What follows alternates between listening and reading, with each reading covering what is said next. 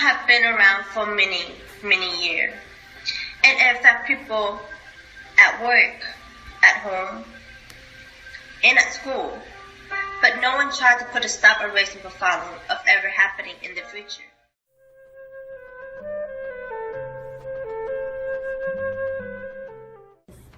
Racial profiling to me is using race to make assumptions about someone or develop stereotypes. I believe also that it's used to give the dominant culture a positive result and have a negative impact on the person who's being racially profiled. And so with that being said, I think that it's something that's usually used against black and brown people or any minority in America to have a negative impact. What do I believe racial profiling is? I believe racial profiling is when a governmental agency, such as a law enforcement agency or any other type of government entity, specifically targets a specific group of people, whether it's based on race, ethnicity, or any other identifying features or characteristics. That's what I believe racial profiling is. The targeted.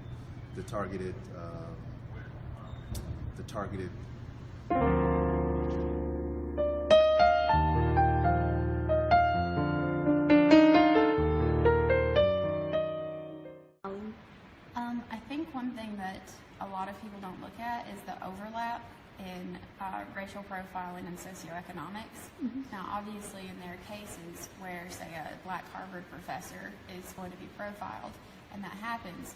But I think very often it happens to someone who maybe fits a certain socioeconomic, like they dress in an urban way or an inner city way. I feel it's something that happens a lot. Sometimes it's used most likely negatively, especially in urban communities in which racial profiling is used to lock up and use as an excuse to target a certain community or group of people. I feel like because of racial profiling, a lot of statistics we have when it comes to things such as crime is skewed, because if you always racial profiling, you always think a specific race does a specific crime, then of course they're going to have higher numbers to get locked up in that specific area. And so therefore I think that it is very bad. I feel like it deals with the housing, and it's pretty much how Jim Crow is continuing to live without laws. And I think that's why racial profiling is very dangerous. And I think it's also hard to detect now because we don't use the word race a lot of times. When we do profile people now, we use the term thug, which would be for black, or we may say immigrant, which is code for Hispanics. So therefore I think that racial profiling is the new Jim Crow. It is the new civil rights movement that we need to stop, because it's very, very quiet, and you can't stop it really because they do not use race to profile.